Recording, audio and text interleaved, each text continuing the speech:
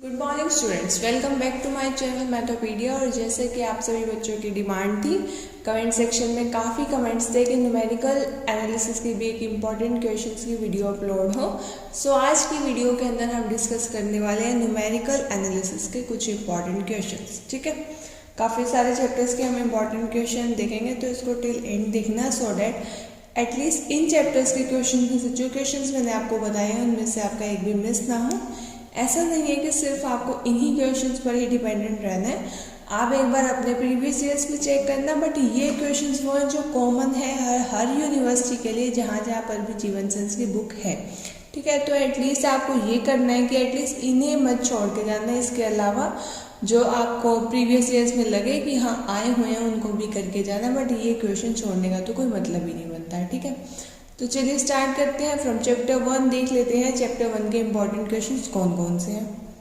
सबसे पहले देखो, हमारे पास ये जो थ्योरम नंबर 1.5 है, ठीक है, fundamental theorem of differential calculus के अंदर हमारे पास इसके बाद ये तो इतनी इंपॉर्टेंट नहीं है खैर, इसके बाद हमारे पास प्रॉपर्टीज ऑफ ऑपरेटर है। इसके अंदर जो हमारे पास फोर्थ प्रॉपर्टी है वो 2 मार्क्स के अंदर काफ़ी बार देखी गई है, डेट इज़ ये वाली, if a and b are constants. ठीक है, तो ये वाली जो थ्योरम है वो आप करके जाएंगे 2 मार्क्स के लिए। एक रिजल्ट है, जस्ट एक प्रॉपर्टी का प्रूफ दिया हुआ है, 2 मार्क्स में काफ़ी बार देखी गई है, तो इसको बिल्कुल भी स्किप ना करना है। ठीक है, इसके बाद हमारे पास CDLU के लिए बहुत इंपॉर्टेंट क्वेश्चन, आपने प्रीवियस ईयर्स में भी देखा होगा, ये आया हुआ है क्वेश्चन, तो इस चीज़ का आपको प्रूफ ज़रूर करके जाना है।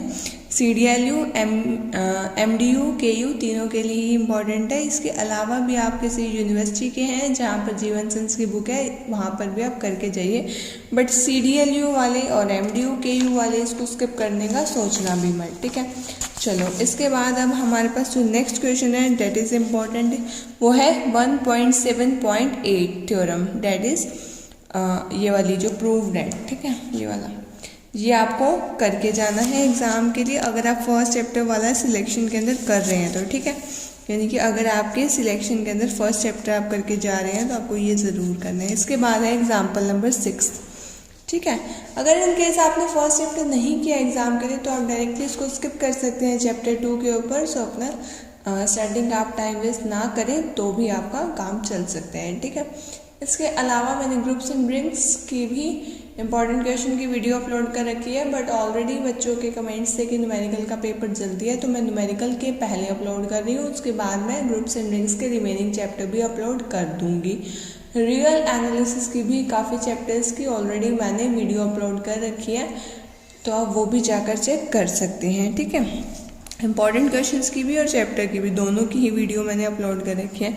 अब यहाँ पर हमारे पास जो एग्जाम्पल नंबर 8 और 9 है, ये इंपॉर्टेंट तो हैं, बट ये इंपॉर्टेंट 2 मार्क्स के लिए है, not for the long questions. ठीक है, इसके बाद है आपका ऑपरेटर 3, ये वाला थर्ड वाला ऑपरेटर इंपॉर्टेंट है, प्रीवियस ईयर्स में आ चुका है, तो इसको भी स्किप आप मत करके जाइएगा। ठीक है, ये तो लॉन्ग क्वेश्चंस में ही आते हैं, ये शॉर्ट में नहीं आएगा। ठीक है, इसके बाद आपको क्या करना है, इसके बाद आपको ये जो रिलेशन बिटवीन ई डेल है, ये देखो 1.9 के अंदर आपको कौन कौन से पार्ट करने हैं, ये आप एक बार सारे ही देख लेना, इजी हैं, कुछ भी इसके अंदर मुश्किल नहीं है। 1.9.1, 1.9.2 दोनों ही कर लेना, दोनों तो लॉन्ग क्वेश्चन में आएंगे, और ये वाला हमारे पास 2 मार्क्स के लिए इम्पोर्टेंट है। इसके बाद नेक्स्ट वाला इतना इम्पोर्टेंट नहीं है, ना ही एग्जाम्पल 10 इतना इम्पोर्टेंट है।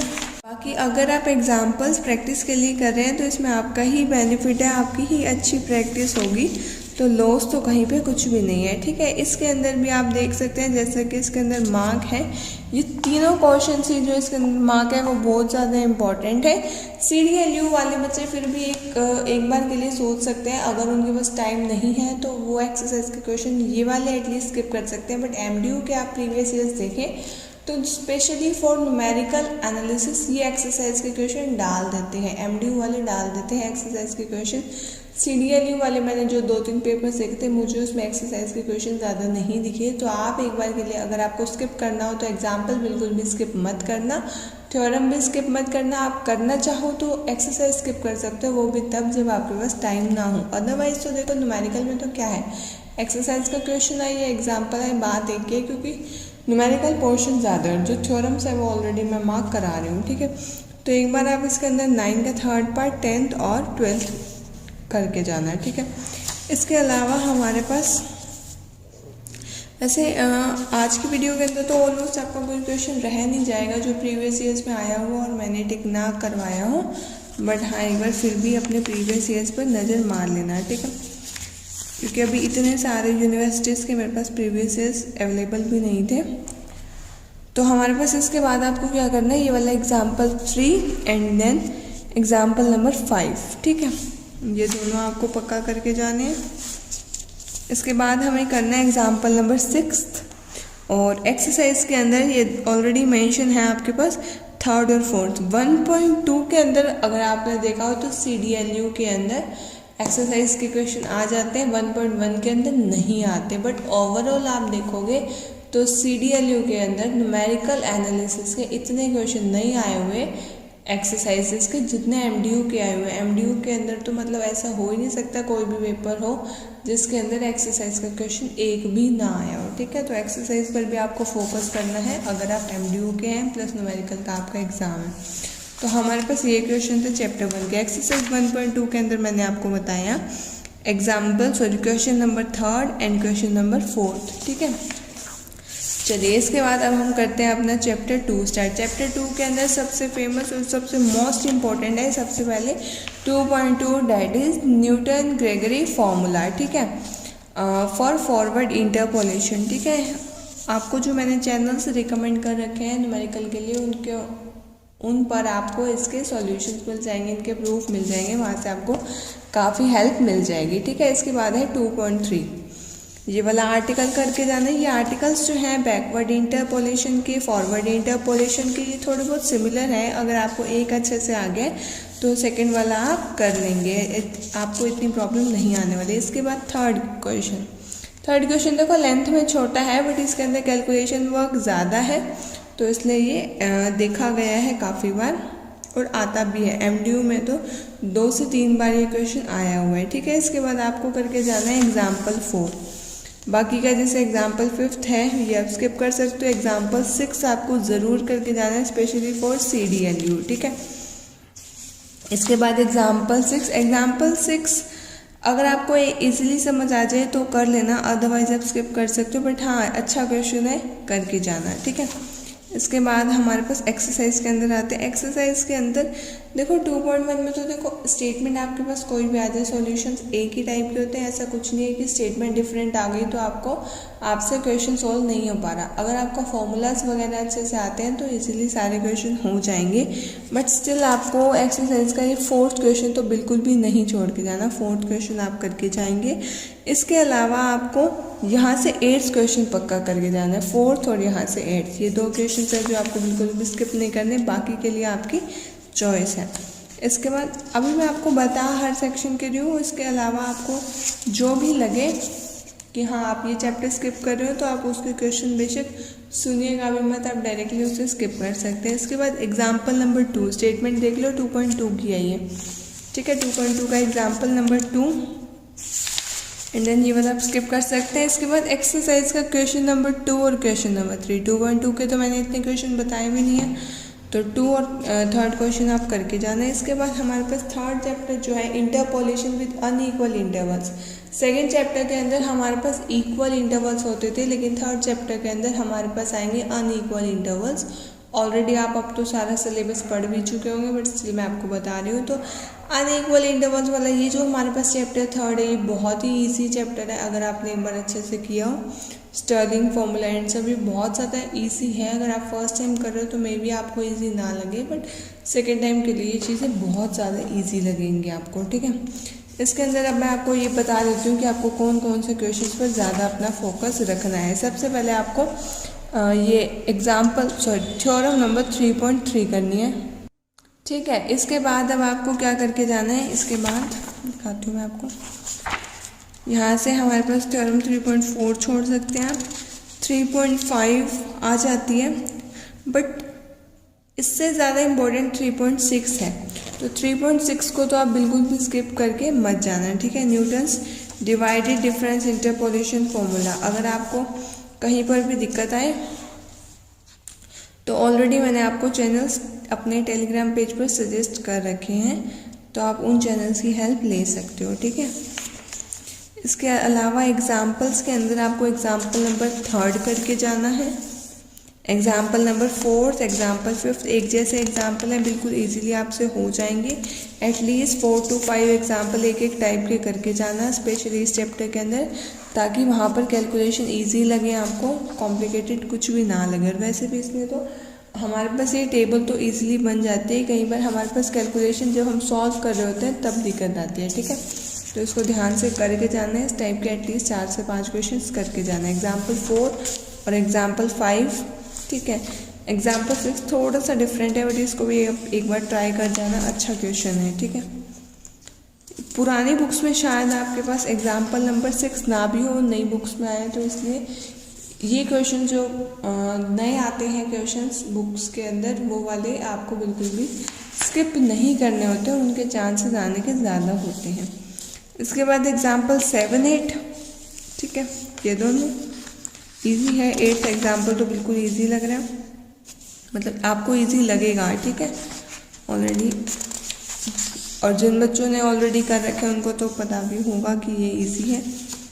देखो फर्स्ट टाइम अगर आप न्यूमेरिकल कर रहे हो तो आई डोंट सो कि आपको इतना इजी लगे, बट हाँ सेकंड टाइम कर रहे हो तो आपको इजी लगेंगे कंसेप्ट। एक्सरसाइज के अंदर अगर मैं आपको बताऊं तो क्वेश्चन नंबर 8, क्वेश्चन नंबर 4 से देखो ये स्टेटमेंट है, क्वेश्चन 8, और इसके बाद आप कर सकते हो क्वेश्चन नंबर 12 और 13, देख लीजिए स्टेटमेंट उनकी क्या है, ठीक है। बस इसके अंदर इतना कर लो। इसके बाद Lagrange's interpolation formula, most important statement और आपको प्रूफ दोनों ही बहुत अच्छे से करके जाने हैं। इसके बाद आपको करके जाना है एग्जाम्पल नंबर 3,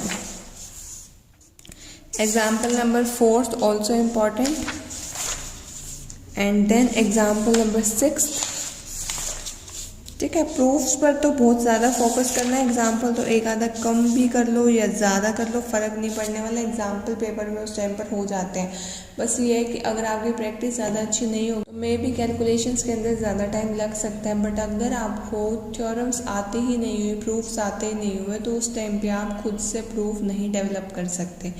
तो इसलिए सारे प्रूफ, सारे डेरिवेशंस आपको बहुत अच्छे से करके जाने हैं। जो एग्जाम्पल्स हैं उनकी अगर कम प्रैक्टिस भी कर रखे होगे तो काम चल सकता है, बट नहीं, न्यूमेरिकल का पेपर कई बार रह भी जाता है अगर लेंथ का आया हुआ हो तो कैलकुलेशंस की वजह से। तो इसलिए आप ज़्यादा से ज़्यादा प्रैक्टिस करके जाना। अभी भी आपके पास 3 to 4 डेज हैं आपके एग्ज़ाम के। इसके बाद है 3.9 not so important, but MDU वाले बच्चे कर जाना, ठीक है। MDU के अंदर कुछ भी डाल देते हैं, कुछ ऐसा नहीं है कि हाँ बहुत ज़्यादा इम्पोर्टेंट नहीं है तो नहीं डालेंगे, कुछ भी आ जाता है। एग्जाम्पल नंबर 10, ठीक है, ये एग्जाम्पल नंबर 10। आफ्टर डैट आपको करके जाना है 4th and 5th, ठीक है, ये वाले 4th and 5th क्वेश्चंस। इसके बाद ये वाला चैप्टर जो है ख़त्म, ठीक है। अब इसके बाद हमारे पास है चैप्टर 4। जो चैप्टर आप सिलेक्शन में नहीं कर रहे वो मैं अगेन कह रही हूँ आप उनको स्किप कर देना। मैं एक बार मैं जितने भी चैप्टर्स के यहाँ मैंने मार्क कर रखे हैं सारे ही बताऊँगी आपको। बाकी के जो रिमेनिंग चैप्टर्स हैं उनका भी देख लेंगे वीडियो के थ्रू बताने हैं किस तरीके से। तो पहले आप वो सारे क्वेश्चंस मार्क कर लो जो मैं अभी आपको बता रही हूँ, ठीक है। और जो चैप्टर्स आप कर भी लें, ऐसा नहीं है कि आपने 3rd चैप्टर सिलेक्शन के अंदर छोड़ रखा है तो इसके आप क्वेश्चन फिर भी देख लो। अगर आपने कर ही नहीं रखा वो चैप्टर और आपने करना भी नहीं है तो वो चीज़ें आप स्किप कर सकते हो, ऐसी कोई प्रॉब्लम नहीं है। इसके बाद है चैप्टर 4। चैप्टर 4 के अंदर सबसे पहले है Gauss forward interpolation formula. Sorry मैंने 3rd चैप्टर में ही आपको बोल दिया था Stirling and Bessel's formula, but नहीं, वो चीज़ें हमारे पास 4th चैप्टर में है, 3rd में तो लैग्रेंजेस वाला था, ठीक है। तो सबसे पहले सबसे इम्पोर्टेंट है हमारे पास ये वाला फॉर्मूला। देन इसके बाद हमारे पास है 4.3 गोस बैकवर्ड इंटरपोलेशन फॉर्मूला। सिमिलर से हैं, इजीली आपसे हो जाएगा। स्टर्लिंग फॉर्मूला का derivation also important, vessels formula also important. और जिन भी बच्चों ने ये चैप्टर शुरू किया होगा तो ये सारे डेरिवेशंस तो किए ही होंगे, तभी आपने एग्जाम्पल स्टार्ट किए होंगे, आई होप, ठीक है। इसके बाद हमारे पास एग्जाम्पल्स के अंदर एग्जाम्पल नंबर 4 सबसे पहले, इससे पहले कोई इतना इम्पोर्टेंट नहीं है, एग्जाम्पल नंबर 4 इम्पॉर्टेंट है। After that example number 6 important है। 6 तो आप बिल्कुल भी स्किप मत करके जाना, स्पेशली MDU वाले और CDLU वाले, ठीक है। 6 क्वेश्चन बिल्कुल भी स्किप ना करके जाएं। एग्जाम्पल 7 भी ट्राई कर जाना है, इसके अंदर एक ट्रिक सी है छोटी सी, और यू वाला क्वेश्चन अभी आपने शायद इससे पहले ना भी किया हो तो एक बार कर जाना है इसको। इसके बाद हमारे पास एग्जाम्पल 8 की कैलकुलेशन बहुत लंबी है, ये क्या पता ना आए तो इसको आप स्किप कर सकते हैं। एक्सरसाइज 4.1 के अंदर क्वेश्चन 1, क्वेश्चन 4 देख लीजिए, उनके स्टेटमेंट्स क्या क्या हैं, सो डैट आपकी जब अपनी बुक में से आप देखो तो आपको मिल जाए। और हमारे पास यहाँ से आप देख सकते हो कि क्वेश्चन 10 और क्वेश्चन नंबर 13 ये दोनों आपको करके जाना है, ठीक है। इसके बाद हमारे पास है chapter number 5 that is probability distributions. Probability distributions के अंदर बता देती हूँ मैं कौन कौन से टॉपिक्स आए हुए हैं। इसकी डेफिनेशन तो 2 मार्क्स में आ जाते हैं, बहुत ज़्यादा इंपॉर्टेंट है। डेफिनेशंस आपने ऑलरेडी क्लास 12 के अंदर भी कर रखी होगी, 11-12 वाला ही बेसिक है प्रोबेबिलिटी का, तो आपको इतनी ज़्यादा प्रॉब्लम नहीं आनी चाहिए।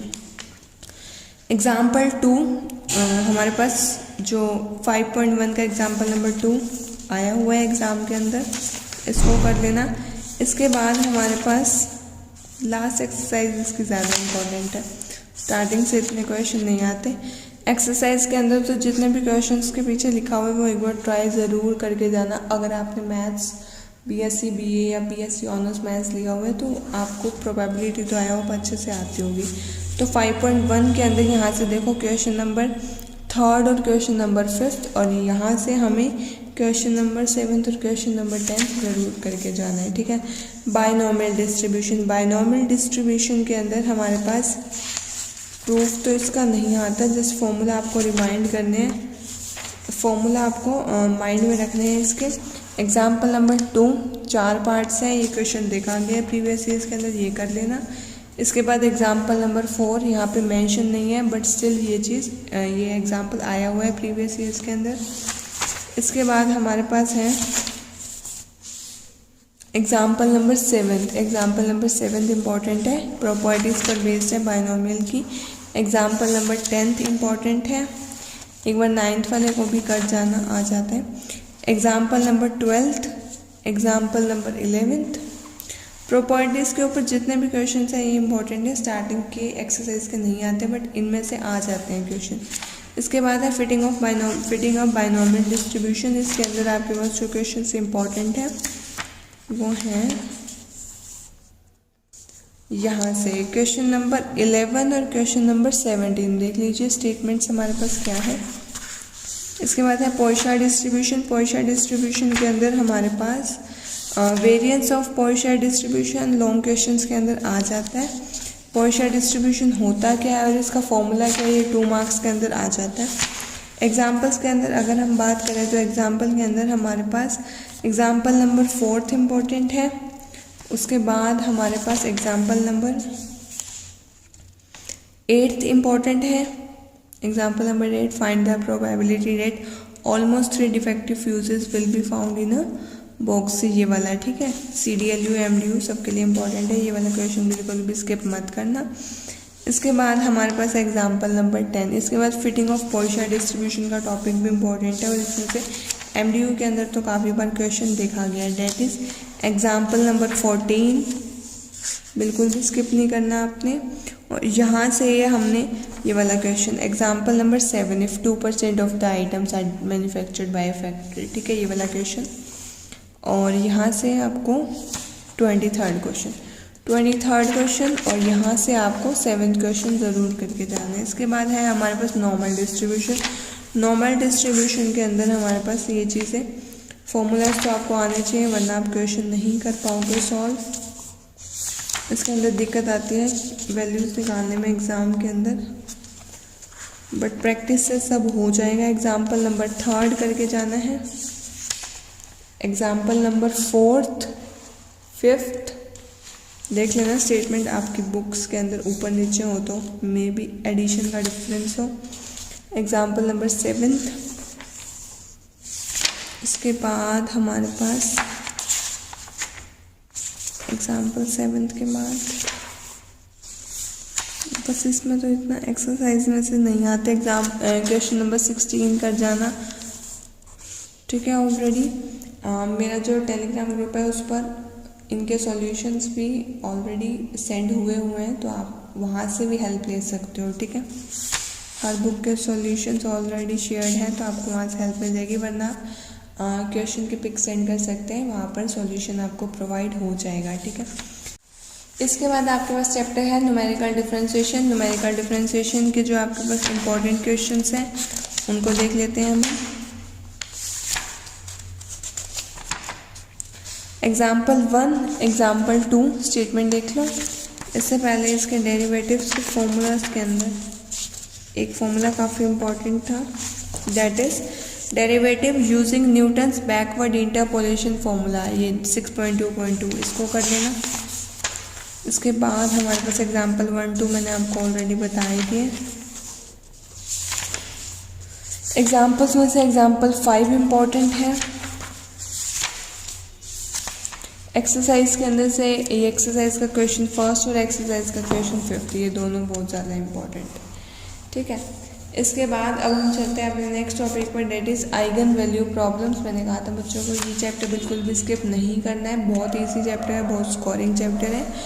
इवन ये सारी टर्म्स आपने अलजेब्रा के अंदर भी पढ़ रखे होंगे तो आप अलजेब्रा से इसको इजीली रिलेट कर सकते हो, इसलिए मैंने बच्चों को यही रिकमेंड किया था कि ये चैप्टर तो ज़रूर करके जाएं, ये और प्रोबेबिलिटी डिस्ट्रीब्यूशंस वाला। इसके अंदर एग्जाम्पल 3 और एग्जाम्पल 4 आपको ज़रूर करके जाना है, अच्छे क्वेश्चन हैं। देन एग्जाम्पल 5 भी, इसमें तो जस्ट आइगन वैल्यू निकालनी है और उसके बाद AX1, AX2, AX3 निकालनी होती है, जितने ऑर्डर तक आपको बोल रखा हो, ठीक है। तो हमारे पास ये क्वेश्चंस इजीली हो जाएंगे, बट एक बार सारे क्वेश्चन जो मैं कह रही हूँ वो ज़रूर करके जाना है। इसके बाद एग्जाम्पल 6, दैट इज़ आपको ये क्वेश्चन सॉल्व करना है जैकोबिस मेथड से। And after that example number 7, और इसके बाद हमें एग्जाम्पल नंबर 8, ये देख लीजिए स्टेटमेंट हमारे पास क्या है, ट्रांसफॉर्म द मैट्रिक्स है, दैट इज़ 1 2 2 2 1 2 एंड 2 2 1। इसको आपको ट्राई डायगोनल मेथड के साथ सॉल्व करना है। हाउस होल्डर मेथड जो है हमारे पास आ जाता है, इसका प्रूफ नहीं, इसकी डेफिनेशन आ जाएगी आपके पास 2 मार्क्स के लिए हाउस होल्डर वाले मेथड की, प्लस इसका ये जो एग्जाम्पल नंबर 9 है ये भी इम्पोर्टेंट है। डेरिवेशंस इतने इम्पोर्टेंट नहीं है इस चैप्टर के। एग्जाम्पल 10 आया हुआ है 2019 के अंदर, MDU के अंदर, कर लेना इम्पॉर्टेंट है। देखो इसमें तो आपको खुद ही पता चल रहा होगा, छोटी छोटी बस इक्वेशंस है, मतलब कि जैसे मैट्रिक्स है तो मैट्रिक्स के अंदर टर्म अगर डिफरेंट हो भी गई तो आपको फ़र्क नहीं पड़ना चाहिए। अगर आपने एक क्वेश्चन अच्छे से कर रखा है, आपको मेथड आता है, तो आपसे बाकी क्वेश्चन भी इजीली हो जाएंगे। इसके बाद है आपके पास लैंग्वेज मेथड्स, ठीक है, तो आपको ये ज़रूर करके जाना है, आया हुआ है ये प्रीवियस ईयर्स के अंदर। एक्सरसाइज में अगर आप करना चाहें तो फर्स्ट का फर्स्ट पार्ट, सेकंड का थर्ड पार्ट, थर्ड का सेकंड पार्ट और फोर्थ का फर्स्ट पार्ट ही आपको करके जाना है, ठीक है। इसके बाद हमारे पास है न्यूमेरिकल इंटीग्रेशन, इसके भी मैंने मार्क नहीं कर रखे, तो अभी फ़िलहाल आप बच्चों के जो कमेंट्स आए थे तब तक मैंने इतने ही अभी मार्क किए थे। सो आज की वीडियो के अंदर इतना ही। बाकी के जो अगर आपको और चैप्टर के भी क्वेश्चन चाहिए तो आप कमेंट्स के अंदर मुझे बता सकते हैं। बाकी आप ये भी देख सकते हैं कि न्यूमेरिकल इंटीग्रेशन चैप्टर के अंदर तो 3-4 मेथड्स हैं, तो उन पर ही क्वेश्चंस आएंगे। तो जिन भी क्वेश्चंस के आगे MDU और KU या फिर CDLU CBLU लिखा हो वो आप एक बार हाथ से निकाल लेना क्वेश्चन, ताकि पेपर में आपको बिल्कुल भी प्रॉब्लम ना आए। Thank you so much for watching my video. अगर आपको मेरी आज की वीडियो का कंटेंट यूजफुल लगा हो तो इसे अपने क्लास ग्रुप्स में और फ्रेंड्स के साथ शेयर कीजिए। Thank you so much for watching my videos and giving me a lot of support. Have a nice day.